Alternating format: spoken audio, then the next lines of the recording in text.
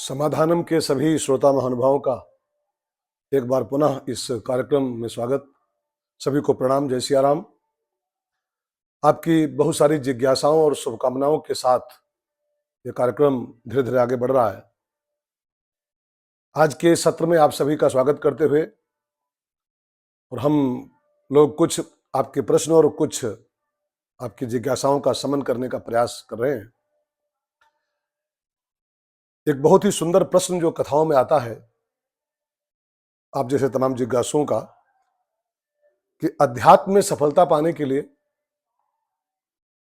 साधक को क्या करना चाहिए। तो एक महापुरुष बोल रहे थे कि अध्यात्म में सफलता पाने का एक बहुत प्यारा सिद्धांत है जिसका नाम है 4S सिद्धांत। 4S।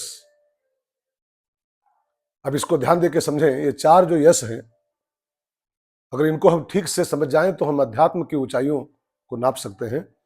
पहला यस है यस फॉर शरीर। मानव शरीर जो है, इसको हमारे शास्त्रों में साधन धाम माना गया है। सारी साधना, समस्त जितने भी सुकर्म हैं, इसी के माध्यम से संभव है। और इतना ही नहीं, शास्त्र में लिखा है ये मानव शरीर पलवम, ये नौका है भवसागर से पार जाने की। तो यस फॉर शरीर, इसको ठीक रखें। ये ठीक रहेगा, ये स्वस्थ रहेगा, तभी कुछ साधना हमारी आगे बढ़ पाएगी। तो इसका भी ख्याल रखा जाए। इसको आधा घंटा 1 घंटा रोज योगा वगैरह करके और ईटेबल भोजन लेकर के, जो हमको खाने चाहिए वही लेकर के इसको फिट रखेंगे, तभी साधना में आगे बढ़ पाएंगे। तो पहला यस फॉर शरीर। दूसरा यस फॉर साधना। नित्य थोड़ी सी साधना जरूर करनी चाहिए। साधना का मतलब होता है भगवत चिंतन। थोड़ा सा समय निकाल करके सुबह शाम हरि सुमिरन कर ले, मुक्ति का प्यारे तू जतन कर ले।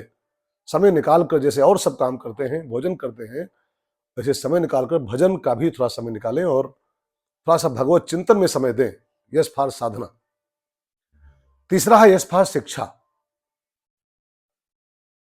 शिक्षा विहीन मनुष्य हमारे यहां पशु कहा गया है। शिक्षित मनुष्य को ही मनुष्य होने का अधिकार है, मनुष्य कहने का अधिकार है। तो यस फॉर शिक्षा का भी ध्यान रखें। शिक्षित व्यक्ति ही ठीक से साधना कर पाता है। और चौथा अंतिम यस है यस फॉर सेवा। सेवा की भावना अगर अंदर नहीं है तो भी आप अध्यात्म में सफलता नहीं पा सकते हो। रामायण में एक बहुत प्यारा दोहा लिखा है, सेवक सेव्य भाव बिनु भव न तरी उर्गार। जब तक हमारे अंदर सेव्य भाव नहीं पैदा होगा, सेवक भाव नहीं पैदा होगा, भव न तरी, हम भवसागर से पार नहीं हो सकते हैं। तो यस फॉर शरीर का ख्याल रखें, यस फॉर साधना करें, यस फॉर शिक्षा की प्राप्ति का प्रयास करें, यस फॉर सेवा की भावना जगाएं। अगर 4 यस का सिद्धांत हम अपना लेते हैं तो फिर अध्यात्म की ऊंचाइयों पर हम पहुंच सकते हैं। एक ये जिज्ञासा पहली वाली जो बहुत लोगों की मेरे सामने आती रहती है।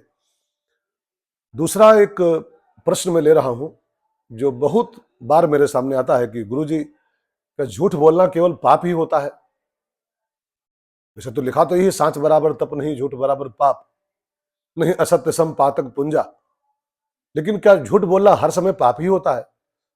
तो एक किताब मैंने पढ़ी थी शुक्राचार्य जी की लिखी हुई, दैत्य गुरु शुक्राचार्य।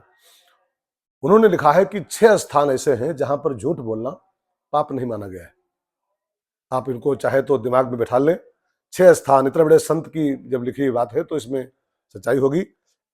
उसमें लिखा है, स्त्रीषु नर्म विवाहे च वृत्यर्थे प्राण संकटे गो ब्राह्मणार्थे हिंसायाम नानतम स्यात् जुगुप्सितम।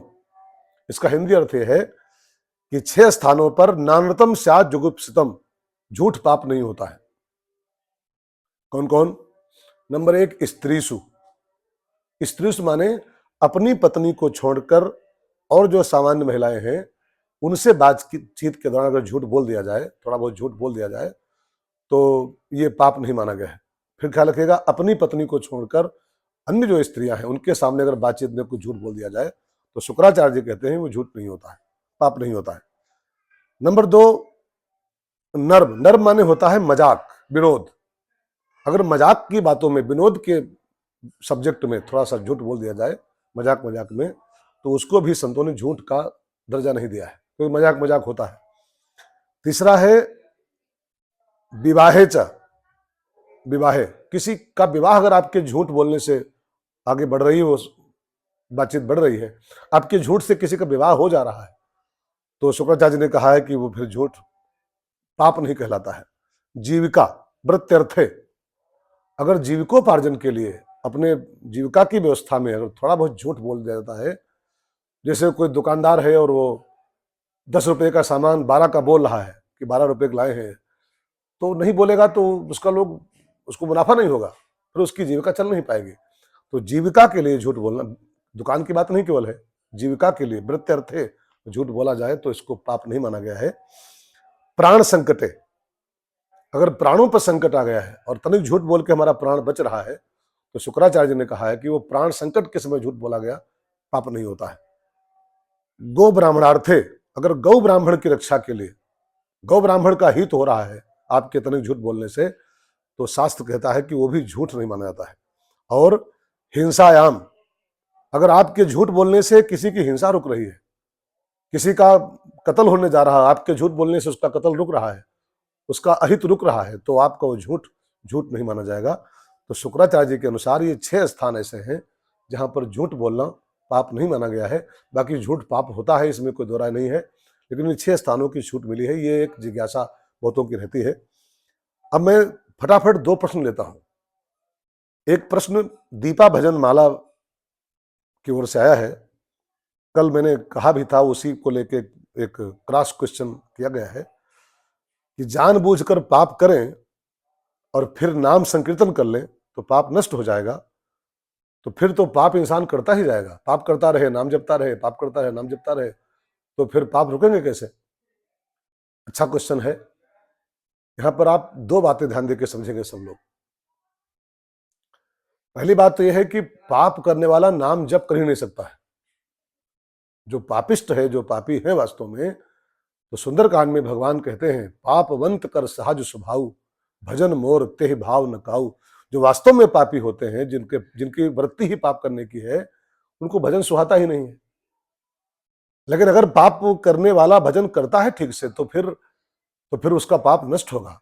अगर नहीं नष्ट होगा तो फिर ये शास्त्रों के सारे वाक्य मिथ्या हो जाएंगे। नाम संकीर्तनम यस्य सर्व पाप प्रणाशनम। तो ख्याल रखिएगा, पापी आदमी भजन करता ही नहीं है, अगर भजन में उसकी रुचि पैदा हो गई तो फिर उसका पाप नष्ट होगा, इसमें कोई दो राय नहीं है। एक बात इसमें और याद रखें, शास्त्रों में लिखा है 10 नामापराध है, 10 नाम के अपराध। अब 10 का तो जिक्र करने का समय नहीं है, लेकिन उसी में से जो चौथा नामापराध है उसमें लिखा है कि नाम के बल पर पाप करना, ये भी नाम अपराध में आता है। अगर हम इस बल पर पाप करें कि हम पाप करेंगे फिर नाम जप लेंगे, फिर पाप करेंगे फिर नाम जप लेंगे, तो ये नाम अपराध है। नाम अपराध के साथ नाम जप जो करता है उसको नाम जप का कोई फल नहीं मिलता है। ठीक समझिएगा, फिर से एक बार, हम नाम के बल पर पाप करें कि तो लिखा है शास्त्रों में नाम जप लो सब पाप नष्ट हो जाएंगे, तुम पाप करते रहो नाम जपते रहो, तो फिर वो नाम अपराध बन जाता है। और ऐसे अपराधी का नाम जप कोई फल नहीं देता है, उसका नाम जप भी उसके पाप को काट नहीं पाएगा, ऐसा भी शास्त्रों का निर्णय है। ठीक है, तो एक प्रश्न दीपा भजन माला का ये था। और दूसरा प्रश्न मैं ले रहा हूं जल्दी से, ये किशन लाल पाटीदार जी हैं, उन्होंने पूछा है कि मारुत नंदन जी हनुमान जी महाराज है ना, उनकी गुरु रूप में कृपा कैसे प्राप्त हो। लिखा तो है जय जय जय हनुमान गोसाई कृपा करो गुरुदेव की नाई, लेकिन हनुमान जी की कृपा गुरु रूप में प्राप्त कैसे हमको हो। तो आप रामायण की एक चौपाई याद रखें किशन लाल जी, रामायण में एक चौपाई है, जाकी रही भावना जैसी प्रभु मूरत देखी तिन तैसी। अगर आप वास्तव में हनुमान जी को गुरु रूप में भज रहे हो, गुरु रूप में उनको स्वीकार कर लिए हो, तो हनुमान जी गुरु रूप में कृपा ही करेंगे, इसमें कोई दो राय नहीं। लेकिन शर्त क्या है कि अपने को शिष्य मान के फिर हनुमान जी को भजो। अब भक्त मान के भजोगे तो फिर वो कृपा भगवान वाली हो जाएगी, उनकी फिर स्वामी वाली कृपा हो जाएगी, जय जय जय हनुमान गोसाई वाली।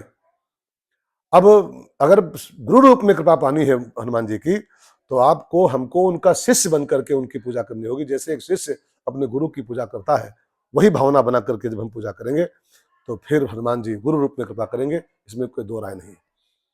क्यों? क्योंकि उनको रिश्ता निभाना खूब बढ़िया आता है।